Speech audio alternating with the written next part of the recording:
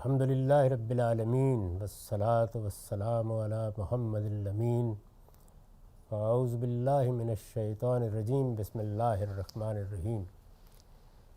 خواتین و حضرات، ہم سورہ انعام کی آیت 151 کا مطالعہ کر رہے ہیں۔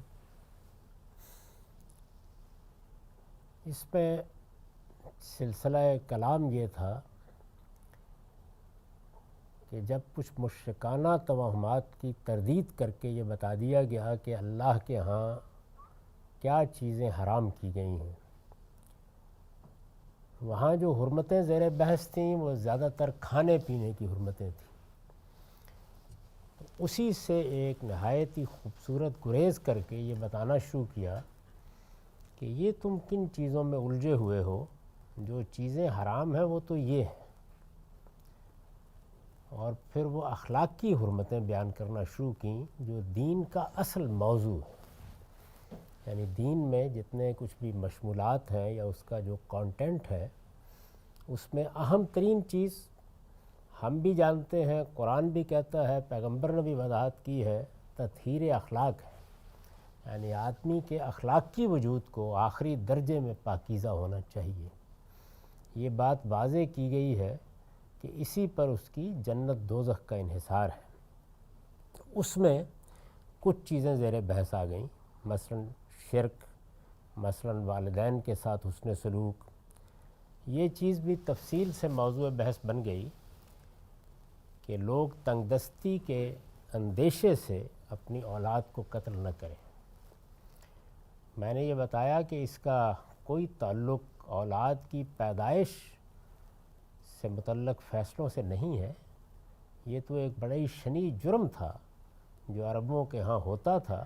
یہ نہیں کہ سب لوگوں کے ہاں ہوتا تھا یا سارے اشراف یہی کرتے تھے، نہیں، کچھ لوگوں کے ہاں یہ جرم سرزد ہو جاتا تھا، اور اللہ تعالیٰ نے جس طریقے سے بنی اسرائیل کے جرائم پر تبصرہ کرتے ہوئے ایک عموم کا اسلوب اختیار کیا ہے، اسی طرح یہاں بھی اختیار کیا ہے۔ تو یہ کہا ہے کہ یہ کوئی بات نہیں ہے۔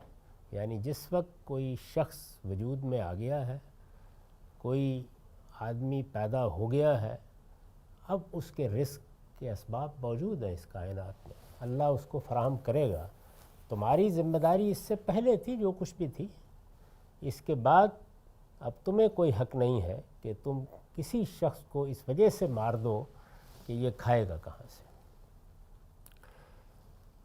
یہ بیان کرنے کے بعد اب فرمایا کہ وَلَا تَقْرَبُوا الْفَوَاحِشَ مَا ظَهَرَ مِنْهَا وَمَا بَطَنَ، اور فواحش کے قریب نہ جاؤ، خواہ وہ کھلے ہوں یا چھپے۔ اس پر میں نے لکھا ہے یعنی بدکاری علانیہ کی جائے یا چھپ کر، ہر حال میں حرام ہے۔ یہ جو ما ظَهَرَ مِنْهَا وَمَا بَطَنَ ہے، یہ اصل میں وہی چیز ہے جس کو دوسری جگہ پر قرآن مجید بیان کرتا ہے کہ غیر مصافحین ولا متخذی اخدان۔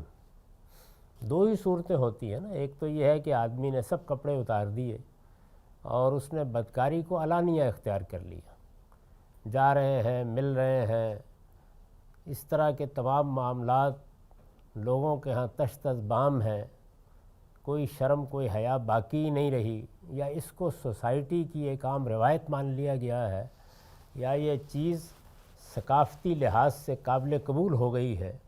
تو عربوں کے ہاں اس کی ایک سطح یہ بھی تھی، یعنی بہت سے ایسے تعلقات معاملات تھے کہ جن سے کوئی بہت زیادہ لوگ شرماتے نہیں تھے، بلکہ ان کا خیال تھا کہ اس میں کیا حرج کی بات ہے۔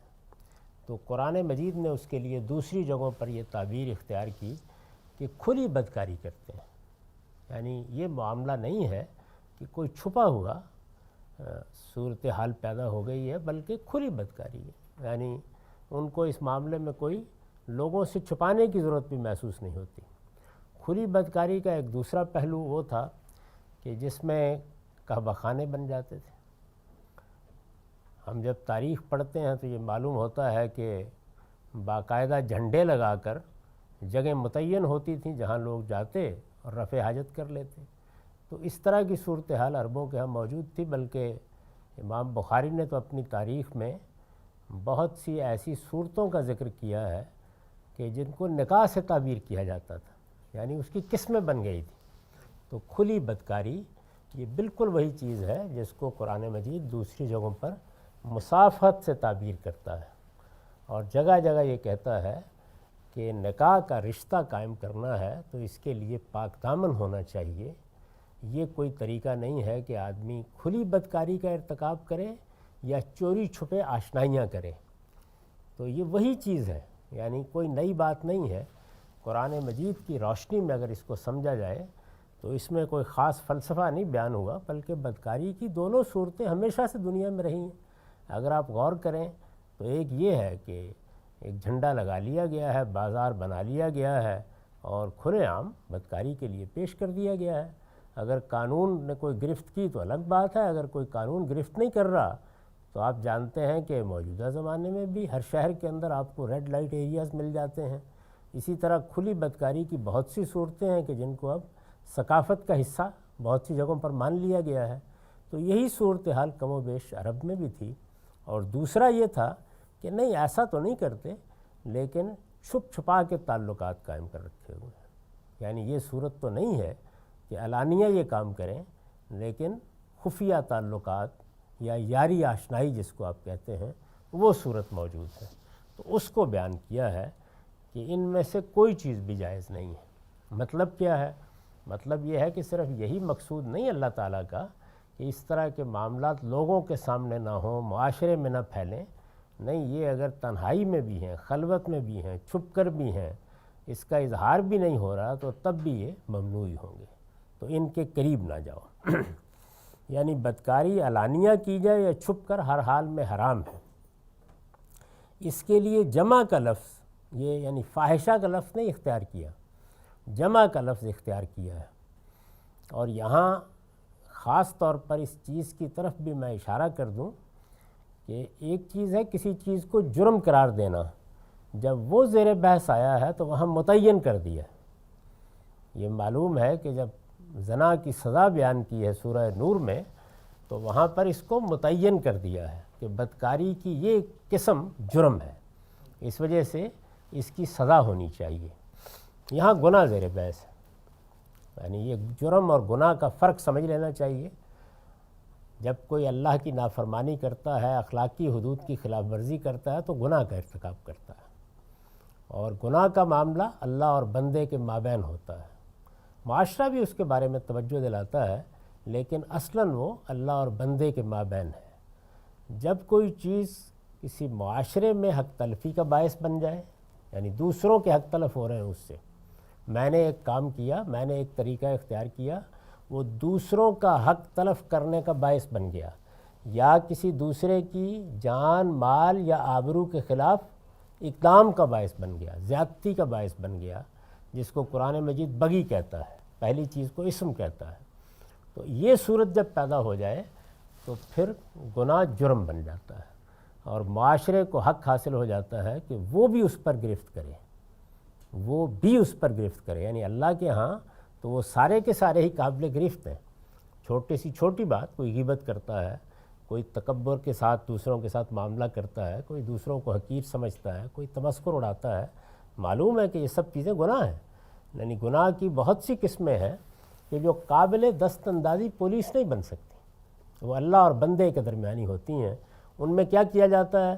ان میں توجہ دلائی جاتی ہے، ان میں تلقین کی جاتی ہے، ان میں نصیحت کی جاتی ہے، ان میں استدلال سے لوگوں کو متوجہ کیا جاتا ہے۔ لیکن جس وقت کوئی گناہ اس دائرے میں داخل ہو جائے جہاں وہ حق تلفی کا باعث بن رہا ہو، یا کسی کی جان، مال، آبرو کے خلاف زیادتی کا باعث بن رہا ہو، اقدام کا باعث بن رہا ہو، تو پھر وہ جرم کے درجے کو پہنچ جاتا ہے۔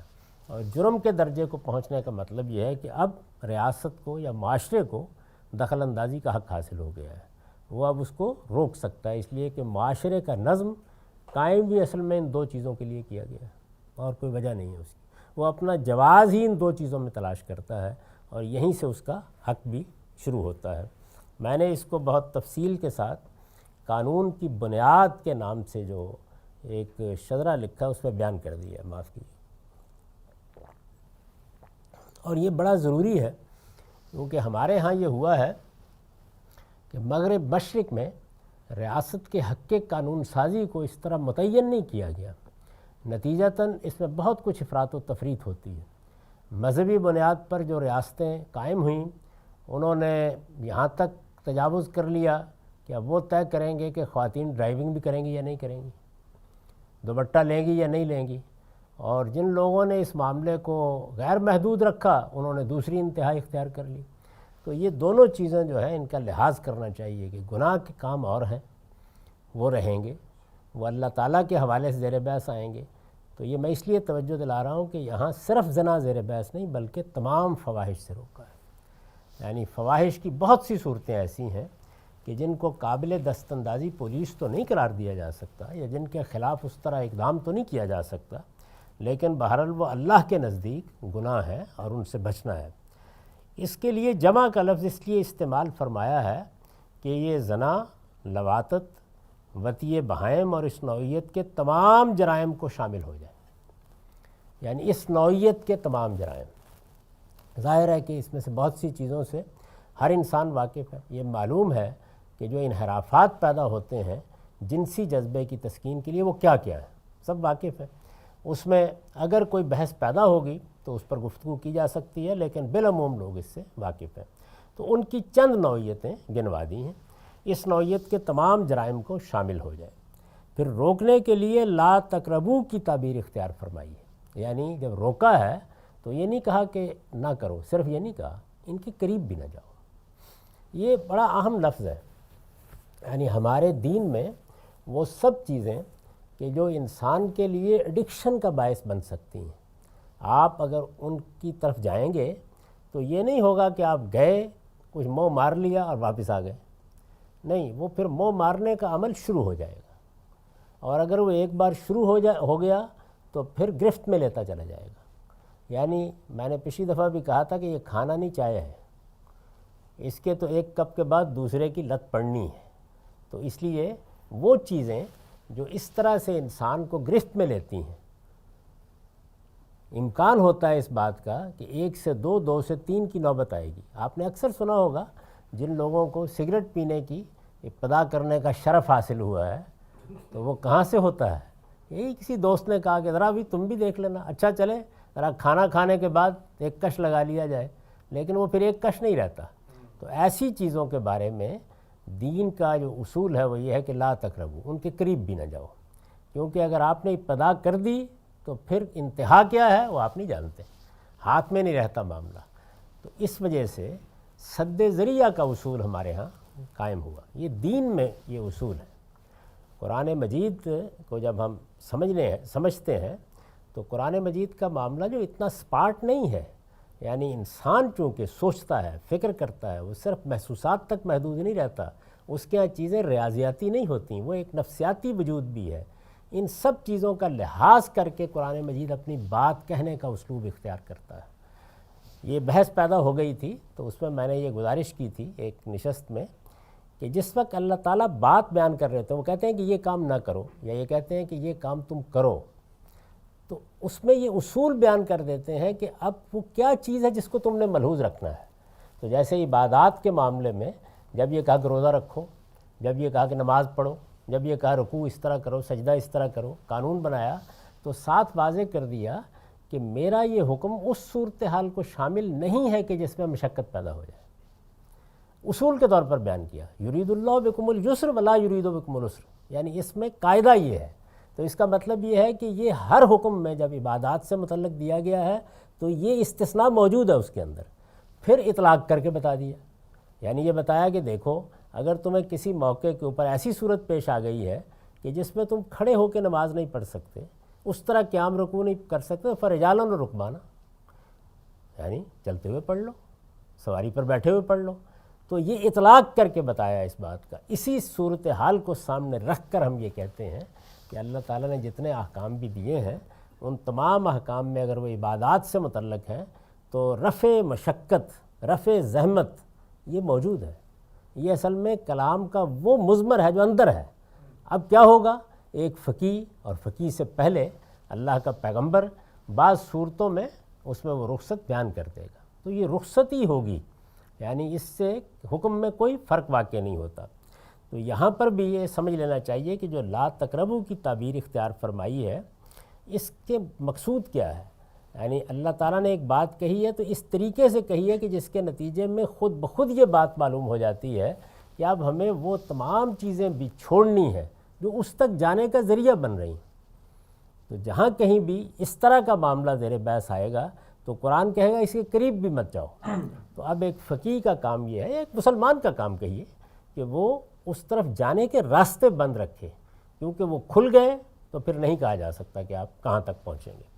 اس سے مقصود یہ ہے جی ارشاد۔ ایک سوال تھا ذہن میں، آپ نے شروع میں فرمایا کہ جو آیت ہے کہ رزق کی کمی کے خوف سے اپنی اولاد کا قتل نہ کرو، اس بارے میں آپ نے جو الفاظ استعمال کیا، آپ نے کہا کہ جو شخص پیدائش سے گزر چکا ہے اب اس کو رزق کی کمی کے خوف سے نہ مارو، تو کیا اس کی یہی لمٹ ہے یا اس سے پہلے بھی آپ مطلب، کیونکہ اس ملک میں خاص طور میں پوچھ رہا ہوں، امریکہ میں بہت یہ کنٹینشس ڈیبیٹ ہے اس ٹاپک پہ ابورشن کے، تو کیا یہ چیز اس سے پہلے بھی اپلائی ہوتی ہے یا جب پیدائش کے بعد ہی اپلائی ہوتی ہے صرف؟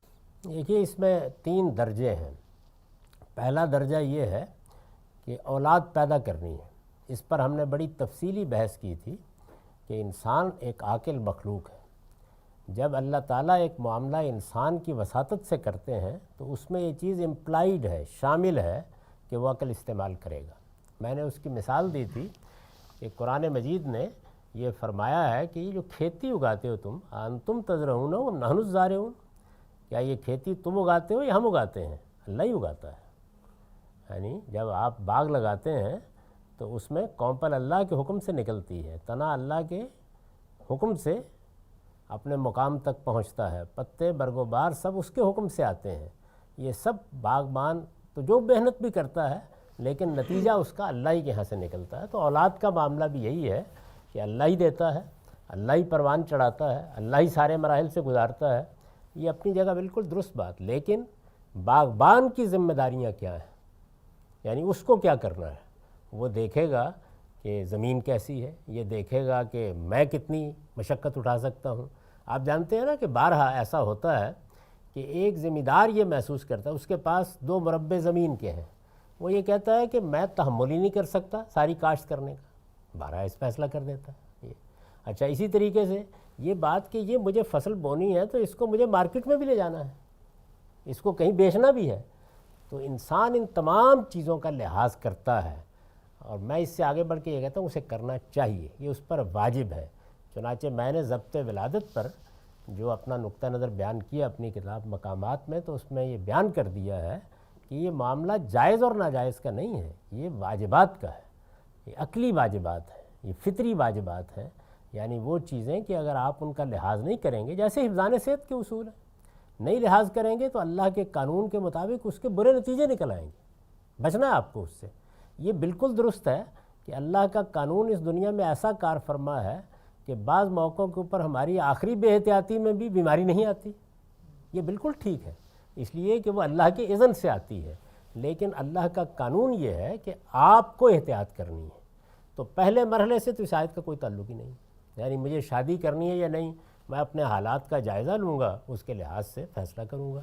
اچھا مجھے بچے پیدا کرنے ہیں یا نہیں، اس میں بھی یہ دیکھوں گا، اپنے آپ کو دیکھوں گا، اپنی بیوی کی صحت کو دیکھوں گا، تربیت کے مواقع کو دیکھوں گا، کیونکہ آج کے زمانے میں بچہ اس طرح سے نشو و نما نہیں پاتا، اس کے ساتھ بہت سی ذمہ داریاں وابستہ ہو گئی ہیں، تعلیم کے بہت سے پہلو پہلے کے مقابلے میں بہت سنگین ہو گئے ہیں، معاشی معاملات کی نوعیت بھی وہ نہیں رہی جو اس سے پہلے ہماری پرانی دیہاتی زندگی میں تھی۔ میں نے تو اس کو دیکھا ہے اپنی آنکھوں سے کہ وہ کتنی سادہ زندگی تھی، اور اس میں بچے کے لیے کیا کیا سہولتیں موجود تھیں، یعنی خاندان تھے، پالنے والے موجود تھے۔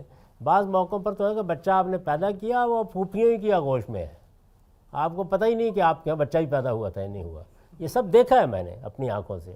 تو اس وجہ سے نوعیت بالکل تبدیل ہو گئی۔ تو آپ ہر چیز کا لحاظ کریں گے، یہ واجب ہے، یعنی آپ کو فیصلہ کرنا ہے کہ آپ کی بیوی، آپ کے حالات، آپ کی معیشت، آپ کے تعلیم و تربیت کے مواقع، آپ کہاں رہتے ہیں، آپ کا ماحول اس کا تحمل کر سکتا ہے یا نہیں کر سکتا۔ تو یہ لازم ہے کہ آپ اس کو دیکھیں، یہ پہلا مرحلہ ہے۔ دوسرا مرحلہ کیا ہے؟ دوسرا مرحلہ یہ ہے کہ بچے کی پیدائش کی تمہید بن گئی، اور اب آپ کو یک بہ یک محسوس ہوا کہ کوئی مسئلہ ہے۔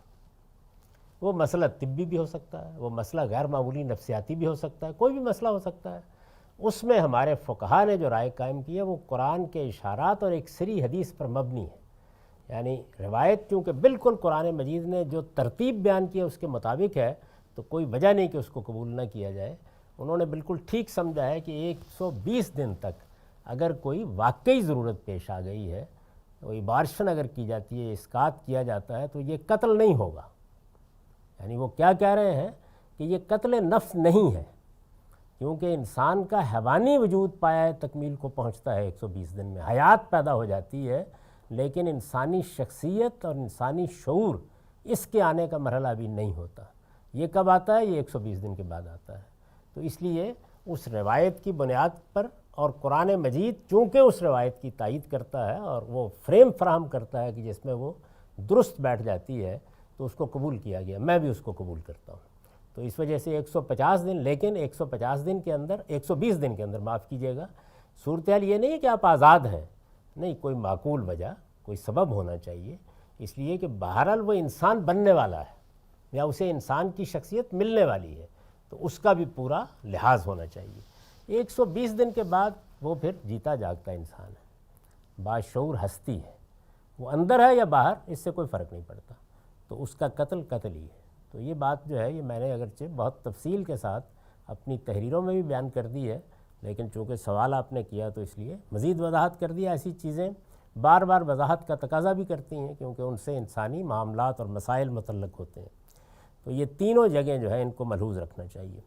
بہرحال میں یہ عرض کر رہا تھا کہ ہمیں یہ کہا گیا کہ اس کے قریب مت جاؤ، یعنی بدکاری کے قریب بھی نہ جاؤ، بدکاری کی کسی قسم کے قریب بھی نہ جاؤ. تو اس میں سد ذریعہ کے اصول کا اطلاق اس لفظ کی وجہ سے ہوگا. یعنی اب اگر کوئی اس معاملے میں آپ کو کسی چیز کی طرف توجہ دلاتا ہے کہ آپ یہ بھی نہ کریں، تو یہاں یہ استدلال ٹھیک نہیں ہوگا کہ اس سے کیا فرق پڑتا ہے. نہیں، وہ چیز اگر اس طرف لے جانے کا باعث بن سکتی ہے تو قرآن مجید کی یہ تعبیر تقاضا کرتی ہے کہ آدمی اس کا بھی لحاظ کرے. اس میں بعض اوقات ظاہر ہے کہ افراط تفریط بھی ہو جاتی ہے.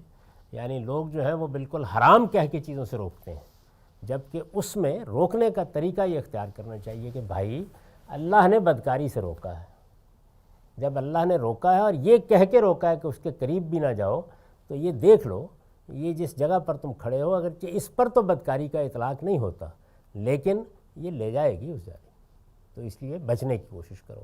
تو یہاں لب و لہجہ یہ ہونا چاہیے. اس میں ہمارے ہاں جو فقہ میں غلطی ہوتی ہے وہ یہ ہے کہ سد ذریعہ کے تحت ہم حرمت کا لفظ بولنا شروع کر دیتے ہیں اور اس شدت کے ساتھ بولتے ہیں کہ بے شمار چیزیں اس کی زد میں آ جاتی ہیں. جی ارشاد. اس میں ایک وہ فقہ کی بات چل رہی ہے تو اس میں رول بناتے ہیں کہ ما لا یتم الواجب الا بہ فہو واجب. تو زکوٰۃ کے نصاب کی مثال اس کی دیتے ہیں یا وضو کی مثال دیتے ہیں. تو دوسرا اس میں مجھے ساتھ والا یہ بات یہ آپ نے جیسے بتائی کہ بھئی جو ایڈکشن کریٹ کرتی ہیں تو اللہ تعالیٰ نے اس کو روکا ہے، اور اگر ایڈکشن کریٹ ہو جائے تو اب اس کے لیے کیا رول ہے؟ کیا اس کو ایکسکیوز ملے گا اللہ تعالیٰ سے کہ یہ اس کے دیکھیے گناہ تو ہر حال میں گناہ رہے گا، جرم ہر حال میں جرم رہے گا. باقی رہی یہ بات کہ اللہ کے ہاں کسی کا کوئی عذر قبول کر لیا جائے، یہ فیصلہ ہمارا کام نہیں کرنا. ہمارا کام یہ ہے کہ ہم لوگوں کو یہ بتائیں کہ اس کے قریب نہیں جانا، اس سے ہر حال میں بچنا ہے. البتہ کسی آدمی نے اگر اپنے آپ کو اس غلاظت میں ڈال لیا ہے تو اس کو نکالتے وقت وہی حکیمانہ طریقے اختیار کرنے چاہیے جو اللہ کے پیغمبروں نے اختیار کیے.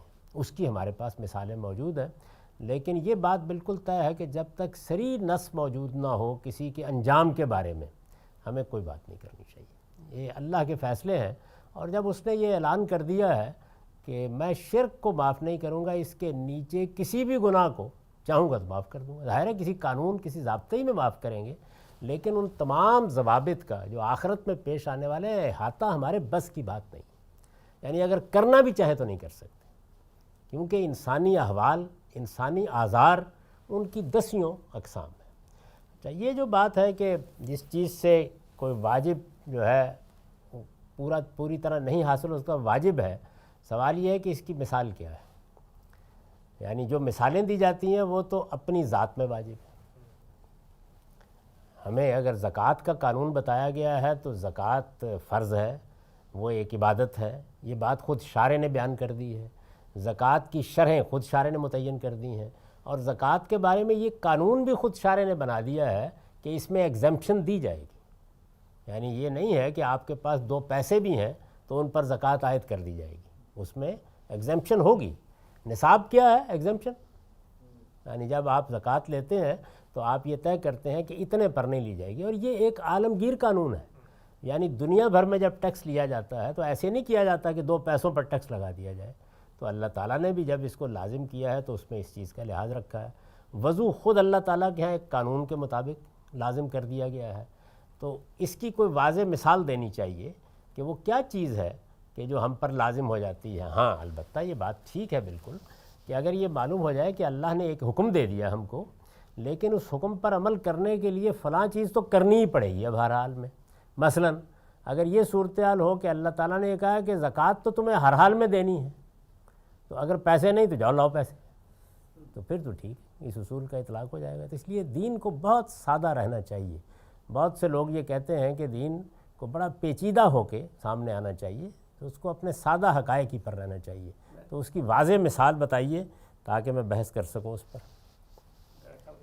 مضمون سے ہٹ جائیں گے لیکن اس کی وہ مثال دیتے ہیں، جو وضو والی آپ کی بات ہے اس کی وہ مثال دیتے ہیں کہ وضو واجب ہے بحصول الماء، یا جو پانی کو حاصل کرنا ہے، یہ جو ہے نا اس وقت تک نہیں ہو سکتا جب تک وضو نہیں ہو سکتا جب تک پانی نہ ہو، تو پانی کا حاصل کرنا جو ہے یہ ضروری ہے۔ یہ بھی لازم نہیں ہے، اس کی وجہ یہ ہے کہ قرآن مجید نے تو یہ بتا دیا ہے کہ اگر کسی موقع پر پانی نہیں ہے تو آپ تیمم کر لیں۔ میں بات سمجھا نہیں سکا، اس میں سوال نہیں سمجھا سکا، اس میں یہ ہے کہ پانی بیت روم میں ہے، یہاں نہیں ہے، تو پانی کے بغیر وضو نہیں ہو سکتا۔ تو اب مجھے اپنی استطاعت کی حد تک پانی کو ڈھونڈنا یا پانی کی حد تک جانا جو ہے یہ واجب کہتے ہیں، کیونکہ اس کے بغیر واجب نہیں ہو اس سکتا۔ کے لیے کوئی قانون بنانے کی ضرورت نہیں۔ جب اللہ نے کہا کہ وضو پانی سے کرو تو ہر معقول آدمی پانی تلاش کرے گا ہی جا کے۔ تو اس طرح کی چیزوں کو قانون کے دائرے میں لانے کی کوئی ضرورت نہیں ہوتی۔ اسی سے اصل میں وہ پیچیدگیاں واقع ہوتی ہیں جو عام آدمی کے لیے دین کو ناقابل فہم بنا دیتی ہیں۔ سادہ رکھیے اس کو۔ طہارت کے باب میں یہ پانی کی قسمیں، کس پانی سے وضو ہوگا کس سے نہیں ہوگا، یہ پورا کا پورا باب ہی نکال دینے کی چیز ہے، یعنی یہ اس کی کوئی حقیقت ہی نہیں ہے۔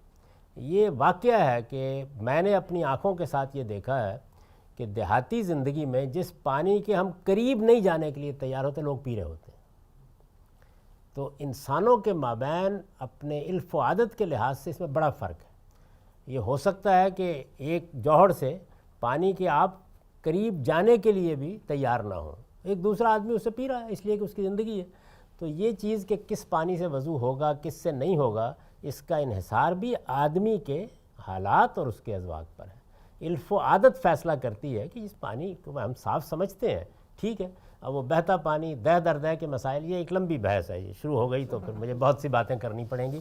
یہ پورا کا پورا باب آپ دیکھیے کہ میں نے میزان میں سے نکال دیا، یعنی اس کو ختم ہو جانا چاہیے۔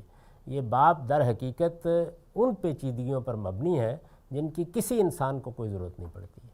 وہ اپنے طریقے پر جس پانی کو صاف کہتا ہے، جس کو پیے گا اس سے وضو بھی کر لے گا، اور جس پانی کو وہ پاکیزہ نہیں سمجھتا، صاف نہیں سمجھتا، نہیں وضو کرے گا، اس کو پاکیزگی کا احساس بھی حاصل نہیں ہوگا۔ اس میں اللہ نے تیمم کا طریقہ بتایا ہوا ہے، بس اس پہ عمل کرنا چاہیے۔ تو اس سادہ اصول پر رہنا چاہیے، لیکن یہ فقہ زیر بحث آ جائے گی، لمبی باتیں ہو جائیں گی۔ جاوید صاحب، آپ لوگوں کا قرآن پڑھنے کا کوئی ارادہ نہیں لگتا، خیر چلیے۔ ایک ریلیونٹ سوال ہے آپ نے جو پہلے فرمایا بدکاری کے بارے میں، اس سے متعلق وہ یہ کہ آپ نے جیسے فرمایا کہ اس کی 2 قسمیں، ایک کھلے بندوں اور ایک چھپ کر۔ اب مغرب میں میرے خیال سے اس کی ایک تیسری طرح بھی ہمیں نظر آتی ہے، جو کہ جس کو پرسنل کہا جاتا ہے، نہ اس کو چھپانے کی کوشش کی جاتی ہے، نہ اس کی کوئی تشہیر کی جاتی ہے، نہ کوئی جھنڈا لگایا جاتا ہے۔ تو اور یہ سوسائٹی نے اس چیز کو ایک طرح سے ایکسیپٹ کر لیا، چاہے وہ عورت اور مرد کے درمیان تعلقات ہوں یا ہم جنسی تعلقات ہوں۔ یہ کوئی تیسری قسم نہیں ہے، یہ علانیہ ہے۔ اس کا مطلب یہ ہے کہ علانیہ کی وہ شکلیں جو قدیم زمانے میں تھیں، ان کے ساتھ اب علانیہ کی اور شکلیں بھی آ گئی ہیں۔ اصل میں کوئی چیز علانیہ اور چھپ کر کب ہوتی ہے، اس کا فیصلہ ہمیشہ معاشرہ ہی کرتا ہے۔ اگر سوسائٹی میں ایک چیز گوارا ہے، آپ جانتے ہیں کہ طوائفوں کے کوٹھے پر جانا گوارا کیا جاتا تھا، بلکہ شرفاء کے لیے یہ مجلسی زندگی کے آداب میں سے تھا. ان کا ذکر کرنے میں بھی کوئی حرج نہیں ہوتا تھا. بڑے بڑے لوگوں کے میں آپ کو قصے سنا سکتا ہوں, بہت بڑے بڑے لوگوں کے جو بے تکلف بیان کرتے ہیں. یعنی آپ گانا سننے کے لیے گئے تھے, فلاں کوٹھے پر گئے تھے, فلاں جگہ یہ مجلس تھی, یہ سب چیزیں ہوتی تھیں. تو کوئی تکلف, کوئی تردد نہیں ہوتا تھا اس معاملے میں. اس وقت وہ چیز علانیہ سمجھی جاتی تھی. آج کچھ اور علانیہ قسمیں. تو قرآن مجید نے جو دائرہ بیان کر دیا, آپ دیکھیں گے رہے گا وہی. یعنی یا اس کی قسمیں علانیہ ہوں گی یا وہ چھپ چھپا کر ہوگی. چھپ چھپا کر کرنے کی ضرورت ہی اس وقت پیش آتی ہے جب یا کوئی اخلاقی, کوئی مذہبی, کوئی نفسیاتی, کوئی معاشرتی دباؤ ہوتا ہے, ورنہ کیا ضرورت ہے. جی لیکن ہمارے لیے جس کا اطلاق جو ہے نا اس میں 3 قسمیں بن جاتی ہیں. جیسے میں آپ کو مثال دوں کہ جو علانیہ جس کو ہم نے پہلے بات کی کہ جو کہ ایک سمجھے قیبہ خانہ بنا کے یا اس طرح کے جھنڈا لگا کے اور یہ پیشے کے طور پہ اس کے لیے تو ہمارے لیے اس سوسائٹی میں کوئی مسئلہ نہیں. ہم کہیں تو ہم تو اس سے ہمارا کوئی تعلق نہیں. اس وقت وقت ختم ہو گیا جی. اب اس بحث کو اب اگلی نشست پہ رکھیے. اقول قولی ھذا واستغفر اللہ لی ولکم ولسائر المسلمین.